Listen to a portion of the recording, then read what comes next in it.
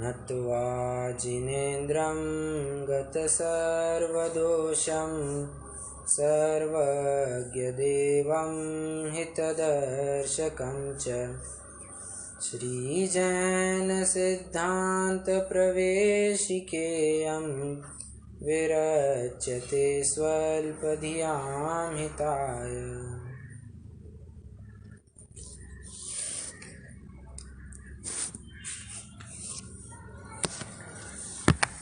पिछले 2 सत्रों में हमने इस जैन सिद्धांत प्रवेशिका जो पंडित गोपाल दास जी बरैया द्वारा रचित है, इस ग्रंथ की और ग्रंथकार की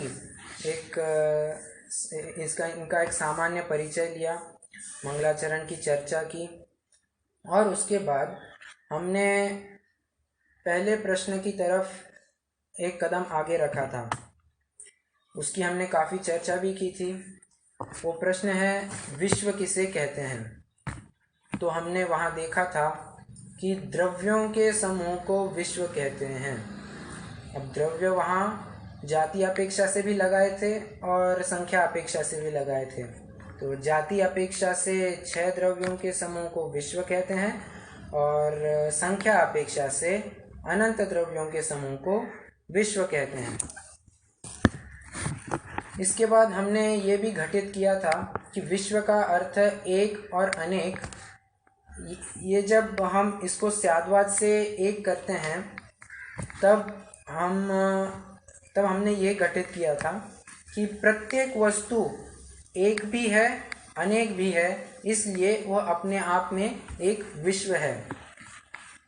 तो प्रश्न उपस्थित होना जायज है, जब प्रत्येक वस्तु प्रत्येक द्रव्य विश्व हो जाएगा तो वो तो महाविश्वों का समूह हो जाएगा। तो ऐसी बात नहीं है। वो विश्व, वह महासत्ता और ये उसके अवान्तर सत्ता। महासत्ता मतलब एकदम हेड, और उसके भेद प्रभेद में उसके अवान्तर सत्ता आते हैं, द्रव्य आते हैं। तो वो विश्वों का समूह ऐसा कह भी सकते हैं, उसमें कोई विशेष बात नहीं है। हाँ, और एक बात हमने देखी थी कि यह विश्व अनादि से था, वर्तमान में है और अनंत काल तक रहेगा। इसको किसी ने बनाया नहीं है, ना ही इसी का कोई नाश कर सकता है। जब बना ही नहीं है तो नाश करेगा भी कौन? तो इसलिए जो अन्यमति मानते हैं कि ब्रह्मा ने इस विश्व को तैयार किया है और जो भी वस्तुएं हैं, जो भी द्रव्य है इस विश्व में, वे बस इसके अंश हैं, वे ब्रह्मा के अंश हैं, यह मान्यता ठीक नहीं है। और भी लोग मानते हैं कि इस विश्व को किसी ने धारण किया हुआ है। तो यह विश्व को किसी ने धारण नहीं किया हुआ है, यह स्वयं में अपने आप जैसा है वैसा बना हुआ है। मानते हैं ना कि किसी हरक्यूलिस ने इस विश्व को उठाया, अपने कंधे पे उठाया है। कोई मानते हैं कि शेषनाग ने अपने फण पर उस विश्व को धारण किया हुआ है। कोई कहते हैं कि 3 बैलों ने इस विश्व को टिकाए रखा है। तो ये सभी जो कल्पनाएं हैं, ये भ्रांत कल्पनाएं हैं, ये वस्तु व्यवस्था के विरुद्ध है। मैं ये नहीं कह रहा हूँ कि जैन तत्व के विरुद्ध है, यह वस्तु व्यवस्था के विरुद्ध होने से इसका ये मानने योग्य नहीं है। ऐसा मानेंगे तो यह मिथ्यात्व ही होगा। अभी हम विश्व की चर्चा करने के उपरांत विश्व में जो एक शब्द आया था, क्या द्रव्यों के समूह को विश्व कहते हैं। तो ये तो समझ लिया विश्व क्या है, तब ये द्रव्य क्या चीज़ होती है। तो आइए हम इसे समझते हैं। मैं अपनी स्क्रीन शेयर करता हूँ। अभी तक का जितना विषय हुआ है उसमें किसी को कोई प्रश्न है?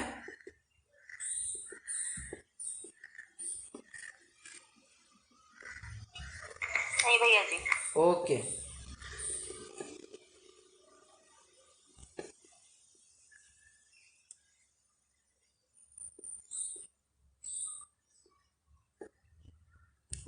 स्क्रीन दिख रही है आपको?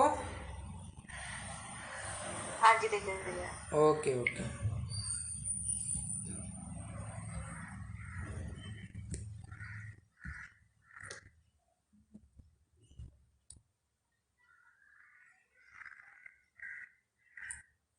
तो यहाँ हमने देखा था 6 द्रव्यों के समूह को विश्व कहते हैं। अब यह द्रव्य क्या चीज़ है, तो आइए हम प्रश्न देखते हैं, द्रव्य किसे कहते हैं। तो गुणों के समूह को द्रव्य कहते हैं। क्या कहा, गुणों के समूह को द्रव्य कहते हैं। अब एक बात तो जायज़ है, यह एक प्रश्न उपस्थित होना जायज़ है कि द्रव्य किसे कहते हैं। इस परिभाषा में भी समूह शब्द आया है, ये समूह शब्द, और विश्व किसे कहते हैं, तो इस परिभाषा में भी द्रव्यों का समूह यह शब्द आया है। तो क्या ये दोनों समूह एकार्थवाची है? एकार्थवाची मतलब क्या एक ही प्रयोजन से इस शब्द का प्रयोग किया गया है? आप बताएंगे?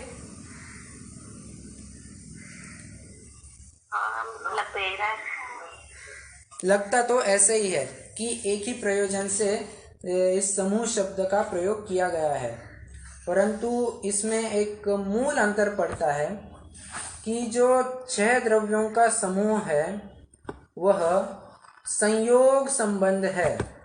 संयोग संबंध मतलब एक क्षेत्रावगाह संबंध, और गुणों का समूह को द्रव्य कहते हैं। यहाँ जो समूह शब्द आया है यह तादात्म्य संबंध है। देखिए, अपन थोड़े से उदाहरणों के माध्यम से देखते हैं। अपन कुल 4 उदाहरण लेंगे, उसमें 4 संबंध घटित होते हैं।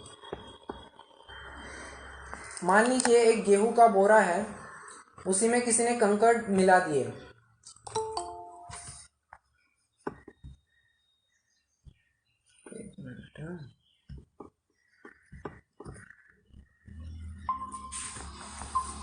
हाँ, तो उस गेहूं के बोरे में किसी ने आकर कंकड़ मिला दिए, तो वे एक हो गए। अब दूध और पानी ये एक हैं, ये दूसरा उदाहरण हो गया। तीसरा उदाहरण, पत्ते, फल, फूल, शाखा, पेड़, ये भी एक साथ पाए जाते हैं। और एक उदाहरण है अग्नि और उष्णता। अब इन चारों में कोई मूलभूत अंतर हमें दिखाई देता है?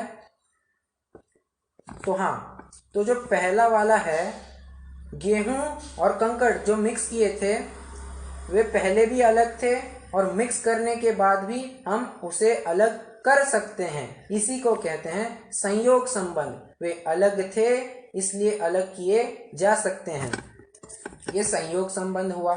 ऐसा ही संबंध 6 द्रव्यों में पाया जाता है।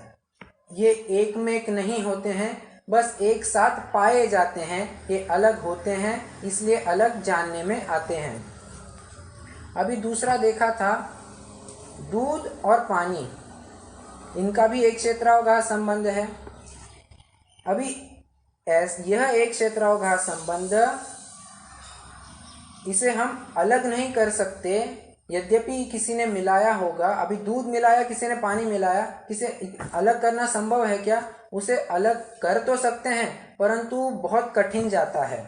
फिर उसमें नींबू डालो या कुछ नमक डालो, ऐसा करके वो दूध और पानी अलग अलग होता जाता है। तो ये तो हो गया हमारा संश्लेष संबंध। क्या है? दूध और पानी का कैसा संबंध होता है? संश्लेष संबंध। जो मिक्स तो किए जा सकते हैं पर जिन्हें अलग करना कठिन होता है उनमें संश्लेष संबंध पाया जाता है। अब एक देखा था हमने फल, फूल, पेड़, पत्ते। तो जो पार्ट्स ऑफ ट्री है वे नेचुरली उस पेड़ से ही लगे हुए हैं, पर बाद में उगने के बाद उन्हें अलग किए जा सकते हैं। तो ऐसा जहाँ संबंध पाया जाता है उसे अयुत सिद्ध संबंध कहते हैं। और एक चौथा संबंध है तादात्म्य संबंध। तीसरा दोबारा बताइए। देखिए, फल, पत्ते और वृक्ष। जी, जब कोई पेड़ उगता है तो उसे फल फूल कोई जोड़ के तो नहीं लगाता, वे अपने आप उगते हैं। जैसे ही पेड़ उगता है वैसे ही फल, फूल, शाखाएं ये तो अपने आप आते रहते हैं। पर जब वे बाहर आते हैं तब हम उन्हें अलग तो कर सकते हैं, निश्चित तौर पर कर सकते हैं। फल निकाल सकते हैं, फूल निकाल सकते हैं, शाखा निकाल सकते हैं, तो अलग तो किए जा सकते हैं, परंतु जो उसका मूल हेड है उसमें तो वे अपने आप आ जाते हैं। उसे जोड़ा नहीं जाता, कि वे कभी भी जोड़े नहीं जाते हैं, मिक्स किया नहीं जाता है, पर उन्हें अलग तो किया जा सकता है। फिर से एक बार कहता हूँ, let me repeat my self. Way naturally एक साथ पाए जाते हैं, पर उन्हें बाद में अलग किया जा सकता है। ये इतने सिंपल भाषा में मैंने कहा, समझा आपको? इसका इसका इसका नाम क्या बताया आपको? अयुत सिद्ध संबंध।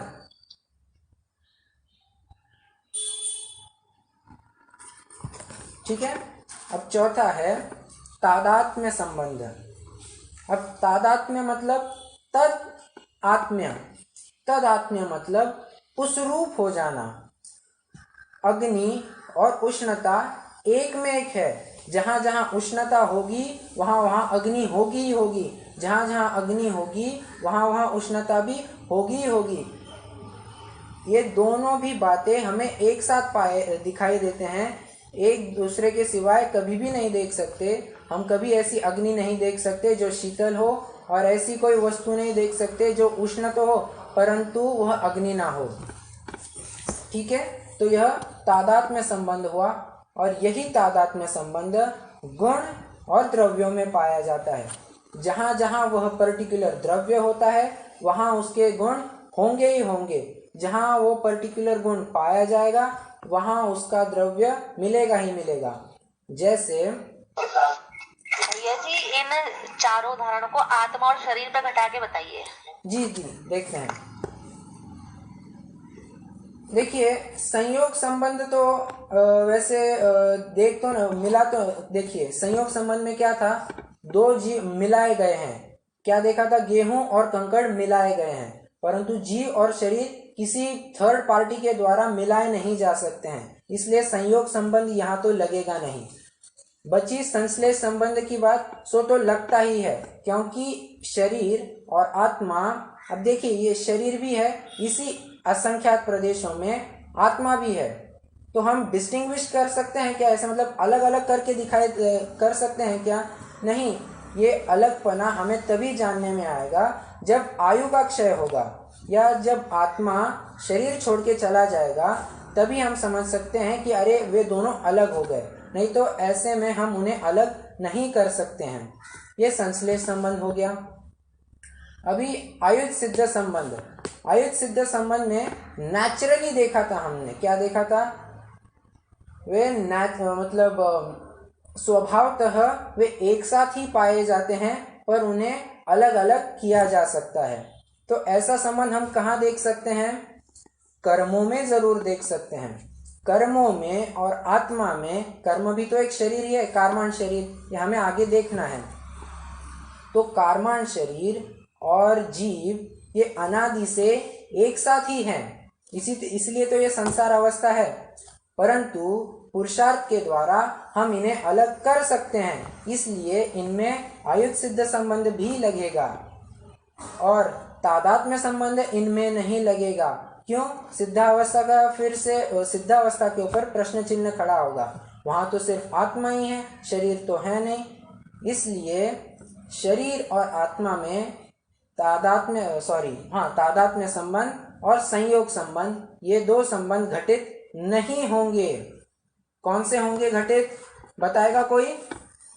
संश्लेष संबंध, संश्लेष संबंध और संयोग संबंध नहीं, संयोग संबंध अयुध सिद्ध संबंध होगा, बराबर। अयुध सिद्ध संबंध और संश्लेष संबंध, सिर्फ ये दो। संश्लेष क्षेत्र होगा, संश्लेष एक क्षेत्र होगा, बराबर बराबर। तो ये जो शरीर और आत्मा है, यह तो सिद्ध होता है संश्लेष संबंध, और आयुध सिद्ध संबंध ये हमने। भैया जी, जैसे आत्मा में गुण है, तो ये तो तादात्म्य संबंध हुआ ना उसका। हाँ, तो तादात्म्य, आत्मा के साथ अगर गुण लगाएंगे तो तादात्म्य संबंध बैठ जाएगा ना, बराबर। तो पहले वही बात कही थी कि आत्मा और गुणों में तादात्म्य संबंध लगेगा, पर आत्मा और शरीर में तादात्म्य संबंध नहीं लगेगा। ठीक है। हाँ जी।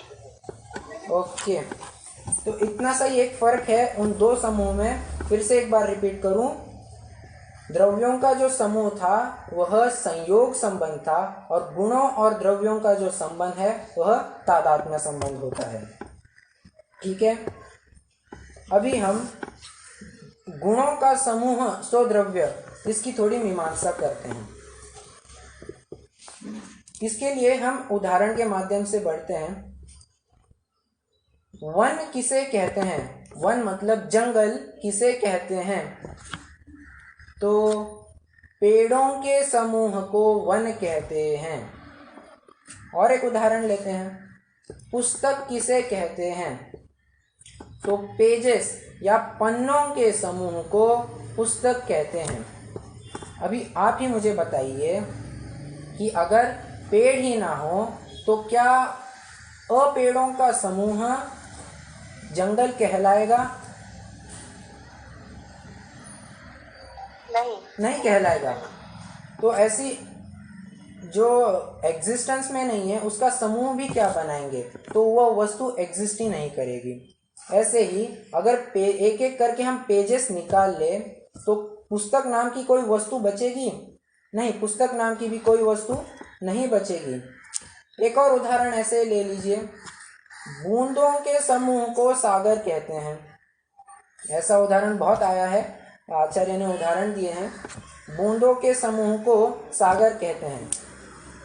वह बूंद, अगर एक एक करके हम बूंद निकालते जाए तो क्या जो एम्प्टी स्पेस है उसे सागर कहा जाएगा? नहीं कहा जाएगा। इसलिए बूंदों का समूह ही सागर है। और एक अकेली बूंद को भी सागर नहीं कहा जाएगा। एकदम बराबर, एक अकेली बूंद को भी सागर नहीं कहा जाएगा।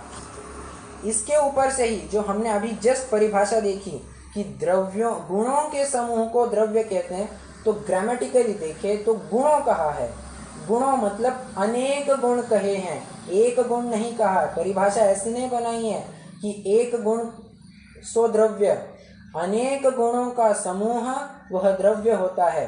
कभी भी एक द्रव्य अपने कभी भी एक गुण अपने आप में एक द्रव्य नहीं ही हो सकता है। सिर्फ रस, पुद्गल का एक गुण है रस, तो वह रस सिर्फ अपने आप में एक द्रव्य नहीं हो सकता, उसके साथ और अनेकों गुण होंगे जो मिलकर एक पुद्गल द्रव्य, जिससे मिलकर एक पुद्गल द्रव्य बनता है। ठीक है, तो ठीक है, अभी क्या देखा? गुणों के समूह को द्रव्य कहते हैं। अब ये गुण जो हैं, ये गुण भी द्रव्य के समान ही अनादि से थे, वर्तमान में है, अनंत काल तक इसका साथ बनाए रखेंगे। हमने विश्व में भी देखा था कि जो द्रव्य है वे अनादि से थे, वर्तमान में है और अनंत काल तक रहेंगे। इसलिए विश्व भी त्रिकाल है, द्रव्य भी त्रिकाल है, और द्रव्य के गुण भी त्रिकाल हैं। वे हमेशा द्रव्य के साथ पाए जाते हैं। इसलिए जो अन्यमति कहते हैं कि पहले द्रव्य अलग था, गुण अलग था, फिर वो एक हो गए, ये बात ठीक नहीं है। वैशेषिक मत ऐसा कहता है कि द्रव्य अलग था, फिर गुण अलग था, बाद में द्रव्य और गुण एक हो गए, फिर द्रव्य को गुणी कहने लग गए। तो इसमें ऐसा मानने में एक आपत्ति है। अगर अपन उदाहरण से ही लेते हैं, आत्मा में ज्ञान नामक गुण है। अगर वैशेषिकों की बात सही मान ली जाए तो पहले आत्मा अलग, ज्ञान अलग, तो ऐसे में आत्मा और पुद्गल में फर्क क्या करेंगे? पुद्गल में भी ज्ञान नहीं है, आत्मा में भी ज्ञान नहीं है, दोनों एक ही हो गए। और जब ज्ञान आके आत्मा में मिल गया तो तभी जानने लग गया, ऐसे कहते हैं। तो उसके पहले जान नहीं रहा था क्या?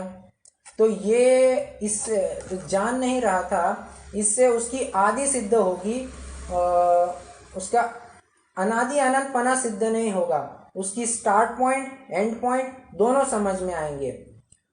और एक और प्रश्न वहाँ उपस्थित किया गया वैशेषिक मत वालों को कि आत्मा में ही जाकर क्यों मिलता है, कभी राख में भी जाकर मिल जाए तो राख भी जानने लग जाए, आत्मा में ही क्यों मिलता है। तो ऐसी बात ठीक नहीं बैठती है कि द्रव्य अलग था गुण अलग था, दोनों का तादाद में संबंध है, कभी भी एक दूसरों को छोड़कर नहीं पाए जा सकते हैं। देखिए पंचास्तिकाय संग्रह की एक गाथा भी है, द्रव्य बिन गुण हो नहीं, गुण बिना द्रव्य नहीं बने, गुण द्रव्य अव्यतिरिक्त है, यह कहा जिनवर देवने। क्या कह रहे हैं? द्रव्य बिन गुण हो नहीं, गुण बिना द्रव्य नहीं बने। ये तो देखा ही है, गुणों के समूह के बिना द्रव्य कैसे बनेगा। और अगर द्रव्य ही नहीं है, आधार ही नहीं है, तो गुण कहाँ, वो गुण क्या कहलाएंगे, तो गुण भी अपना अस्तित्व खो बैठेंगे। इसलिए गुण और द्रव्य ये अव्यतिरिक्त है, एक दूसरों के बिना कभी भी नहीं पाए जा सकते, ऐसा जिनवर भगवान ने कहा है, ऐसा जिनेंद्र भगवान ने कहा है। ठीक है, राख में इसलिए नहीं मिल सकते गुण क्योंकि जीव कभी अजीब नहीं हो सकता और अजीब कभी जीव नहीं हो सकता। बराबर। नहीं, अपन क्या कह रहे हैं, वैशेषिक मत वालों का ये मानना है कि द्रव्य और गुण ये पहले अलग अलग थे, फिर जाके एक हो गए और फिर आत्मा जानने लग गया। तो उसके लिए यही प्रश्न किया। हाँ, वैसे भी बात बराबर है कि एक दूसरे रूप कभी हो नहीं सकते, इसलिए राख में जाकर कभी मिल नहीं जाता, वो भी बात सही है। इसलिए एक और बात, हमने जो पहले उदाहरण देखा था कि जो पेजेस का समूह है वह पुस्तक है, वहाँ तो कह सकेंगे कि मैन्युफैक्चरिंग यूनिट में या फिर जो फैक्ट्री है वहाँ पर एक एक पेज करके उन्होंने बाइंड किया हुआ है, जॉइन किया है और उसी को फिर एक करके पुस्तक बनाई है। परंतु गुणों में ऐसा नहीं घटित होगा। ये उदाहरण सिर्फ समझने के लिए होते हैं, एक देश होते हैं, इसे सर्वदेश घटाया नहीं जा सकता। उदाहरण कभी भी सिद्धांत में तंतोतंत या कट टू कट लागू नहीं होते हैं। ठीक है, अभी इतना जो हमारा विषय हुआ है यह समझ में आया आपको? हाँ जी भैया, मुझे तो आगे बात आ गया। ओके, ठीक है। तो अभी हम एक टॉपिक की तरफ बढ़ते हैं, द्रव्यों की अन्य परिभाषाएं। द्रव्य की एक तो परिभाषा हमने देख ली कि गुणों के समूह को द्रव्य कहते हैं। अब अन्य क्या परिभाषाएं आती हैं, ये इसके ऊपर भी ज़रा नज़र फेरते हैं। कुछ सिलेक्टिव परिभाषा ही देखेंगे। मैं अपनी स्क्रीन शेयर करता हूँ।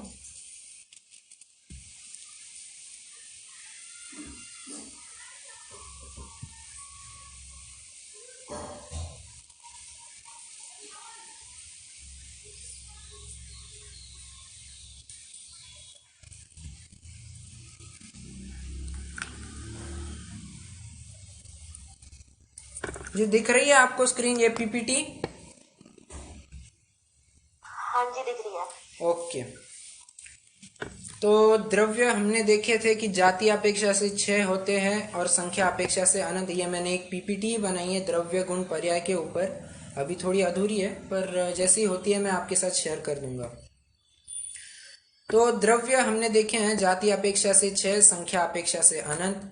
जाति अपेक्षा से 6 द्रव्य कौन से हैं? जीव, उद्गल, धर्म, अधर्म, आकाश और काल। इनकी विस्तृत चर्चा हमें बाद में करनी है, अभी सिर्फ नाम हम देख के रखते हैं। और संख्या अपेक्षा से जीव होते हैं अनंत, उद्गल होते हैं अनंतानंत, धर्म होता है 1, अधर्म द्रव्य होता है 1, आकाश द्रव्य होता है 1 और काल द्रव्य होते हैं असंख्यात। ये संख्या अपेक्षा बात हुई। अभी देखिए, प्रत्येक वस्तु जो होती है वह अनेकांतात्मक होती है। वस्तु कहिए, द्रव्य कहिए, एक ही बात है। क्या कहा? प्रत्येक वस्तु अनेकांतात्मक होती है।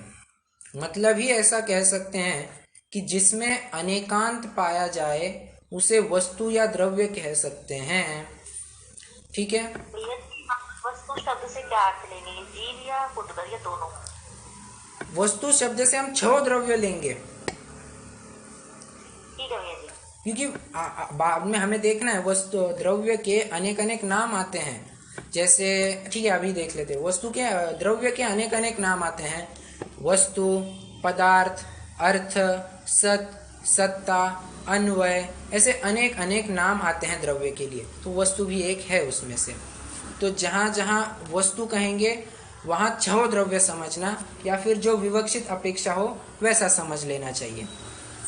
ठीक है, अभी हम देख रहे हैं कि जिसमें अनेकांत पाया जाए उसे वस्तु या द्रव्य कहते हैं। अब ये अनेकांत क्या चीज़ होती है? हमने बहुत बार सुना होता है कि जैन धर्म अनेकांतवादी है, जैन धर्म स्यादवादी है।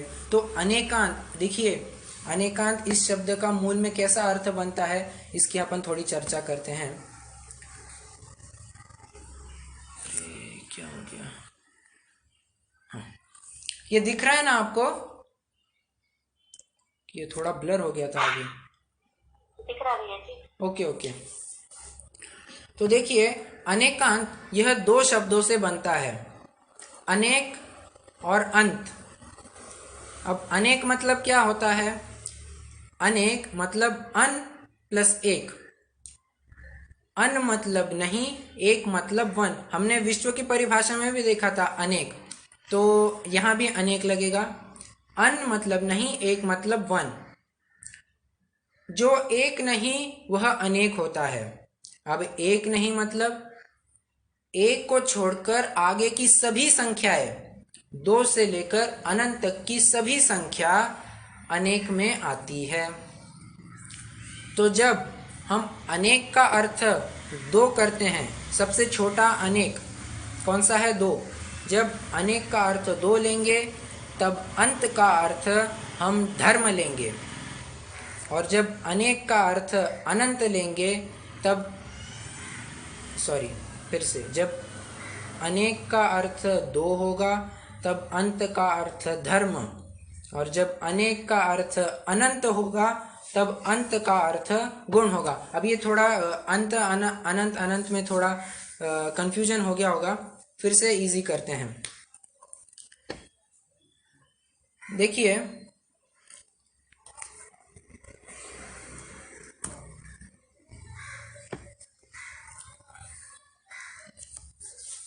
दो जो होते हैं ये धर्म होते हैं। अब धर्म मतलब परस्पर विरुद्ध युगल, जैसे नित्य अनित्य ये एक युगल हो गया, भाव अभाव ये दूसरा युगल हो गया, एक अनेक ये तीसरा युगल हो गया। ऐसे अनंतो धर्म युगल इस द्रव्य में पाए जाते हैं। धर्म मतलब परस्पर विरोधी धर्म, परस्पर विरोधी युगल।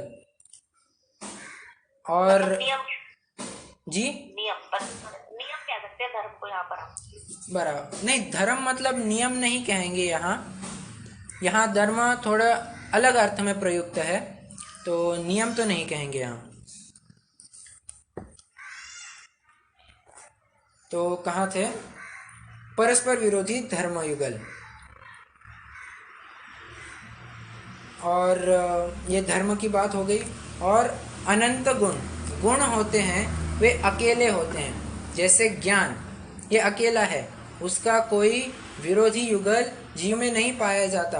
अगर ज्ञान और अज्ञान दोनों एक साथ पाए जाए तो पुद्गल भी आत्मा के समान ही हो जाएगा, क्योंकि उसमें भी अज्ञान पाया जाता है। तो ज्ञान का कोई प्रतिपक्षी आत्मा में नहीं पाया जाता है। वैसे ही दर्शन, सुख, वीर्य, चारित्र, श्रद्धा ऐसे अनंतो गुण ये अकेले रहते हैं, इनका कोई प्रतिपक्षी साथ में नहीं रहता। जबकि नित्य का प्रतिपक्षी अनित्य यह तो साथ में पाया जाता है। भाव का प्रतिपक्षी अभाव यह प्रत्येक द्रव्य में पाया जाता है। हाँ, सिर्फ जीव की बात नहीं चल रही है, ये प्रत्येक द्रव्य में पाए जाते हैं।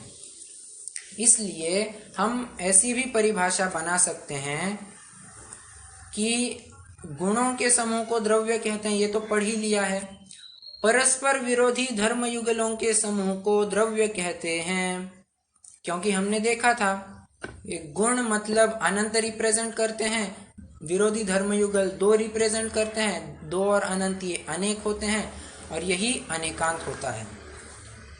अब ये शंका उपस्थित होती है कि आप दो दो परिभाषाएं कैसे बना ली, गुणों का समूह वह भी द्रव्य और परस्पर विरोधी धर्मयुगलों का समूह वह भी द्रव्य।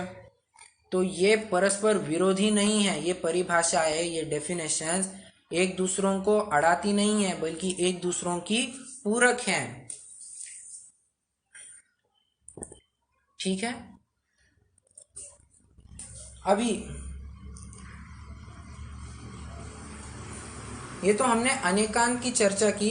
अब हम अपने कोर टॉपिक जो हमने चालू किया था, द्रव्य की अनेक परिभाषाएं, उसको देख रहे हैं। देखिए, द्रव्य के दो अंश होते हैं, एक नित्य अंश और एक अनित्य अंश। हमने अभी धर्मयुगल में एक देखा था, एक नित्य अंश होता है, एक अनित्य अंश होता है। अनित्य अंश निरंतर बदलते रहता है, कभी भी स्थायी नहीं रहता है, इसी को अस्थायी भी कह सकते हैं।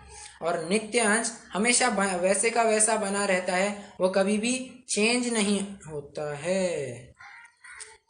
जी आपको आवाज तो आ रही है?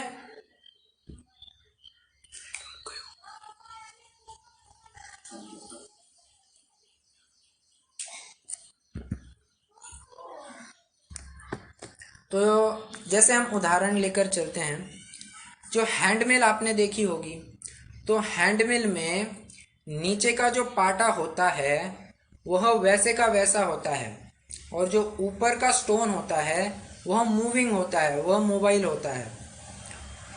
इसी से हम आटा पीस सकते हैं। अगर वह दोनों पाटे वैसे के वैसे बने रहे, कोई भी चले ही नहीं, तो क्या आटा पीसा जाएगा? नहीं। और अगर दोनों भी चलने लग गया है, तो क्या तब भी आटा पीसा जाएगा? नहीं पीसा जाएगा। इसलिए द्रव्य में नित्य अंश होना भी जरूरी है और अनित्य अंश होना भी जरूरी है। अब अनित्य अंश को ही कहते हैं उत्पाद और व्यय।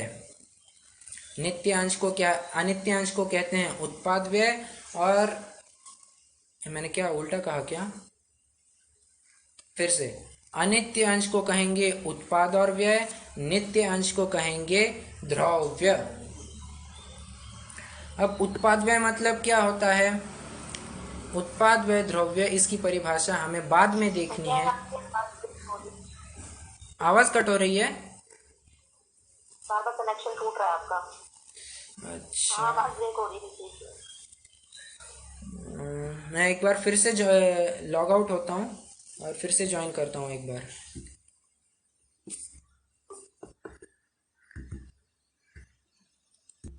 तो जो उत्पाद व्यय और द्रव्य है, इसकी परिभाषा हमें बाद में देखनी है। अगर इन शॉर्ट आपको समझना हो तो कह सकते हैं उत्पाद मतलब उत्पन्न होना, व्यय मतलब नाश होना, द्रव्य मतलब बने रहना।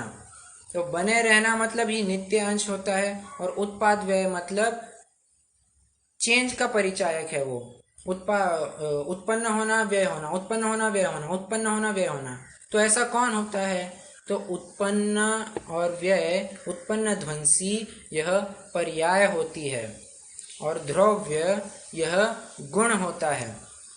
इसलिए परिभाषाएं बनाई हैं उत्पाद व्यय द्रव्य युक्तम सत। यह 5वें अध्याय का, तत्वार सूत्र के 5वें अध्याय का सूत्र है। और सत यह द्रव्य का लक्षण है। हमने एक अर्थ भी देखा था, द्रव्य का एक अर्थ है सत। तो सत मतलब उत्पाद व्यय द्रव्य से युक्त।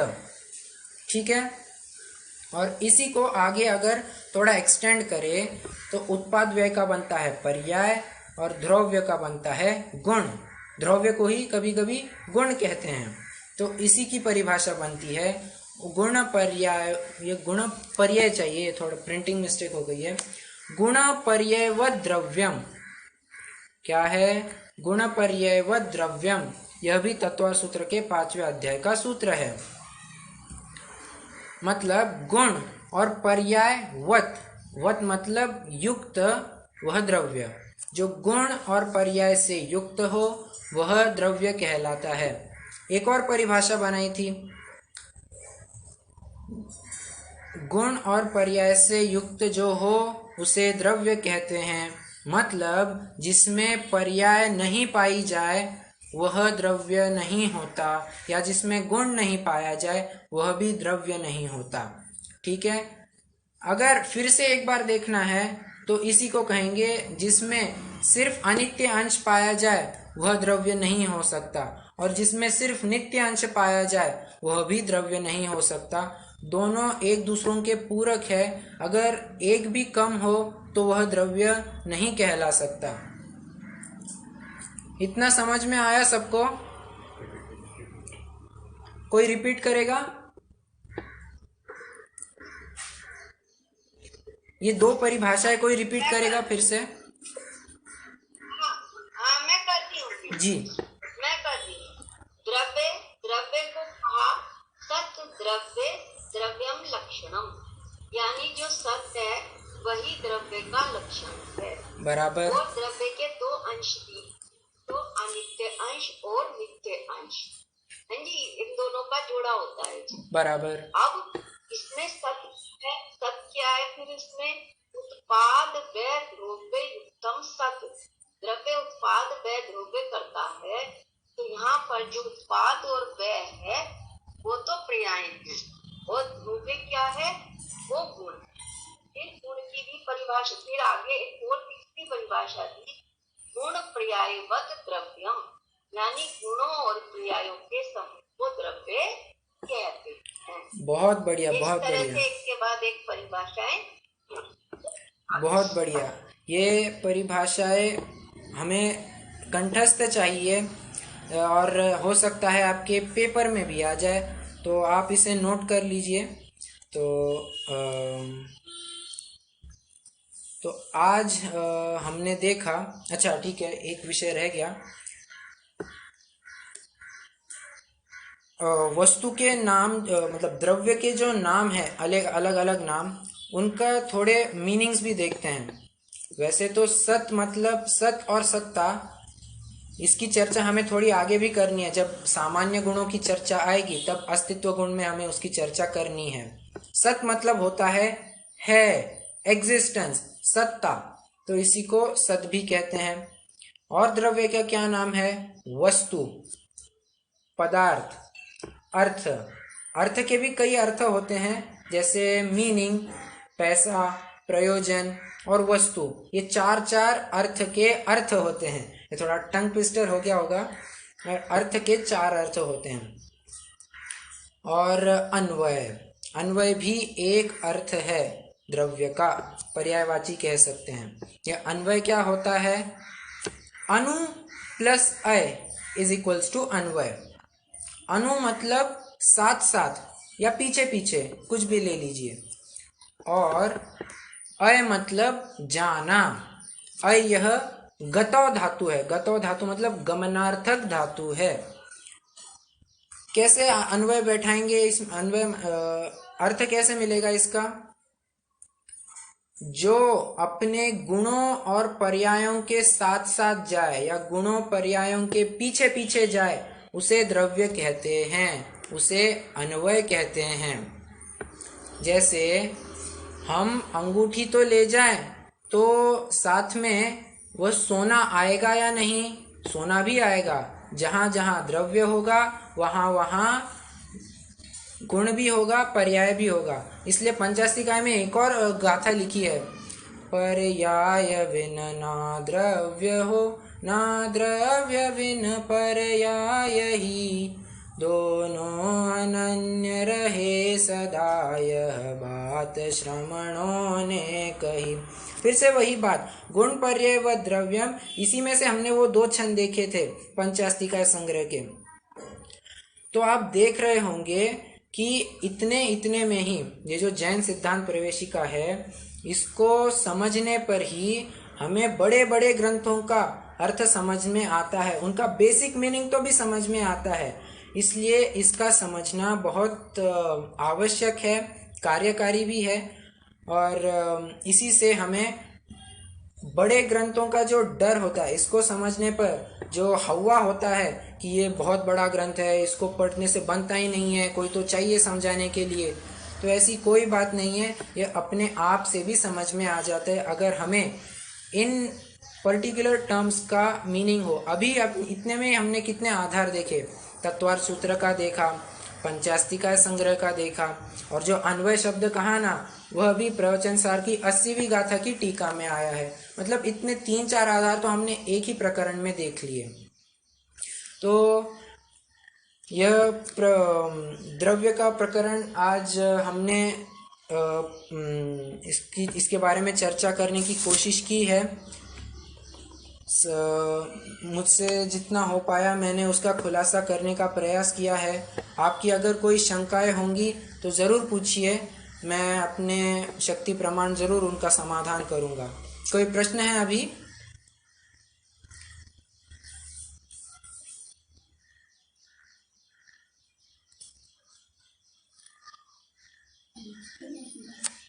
नहीं है, ठीक है। तो अभी के लिए आज के लिए हम रुक जाते हैं, जिनवाणी स्तुति करेंगे। निज निधि निज में बताई यह अनंत उपकार है, इसके लिए जिनवाणी माँ को वंदना 100 बार है। इसके लिए जिनवाणी माँ को वंदना 100 बार है।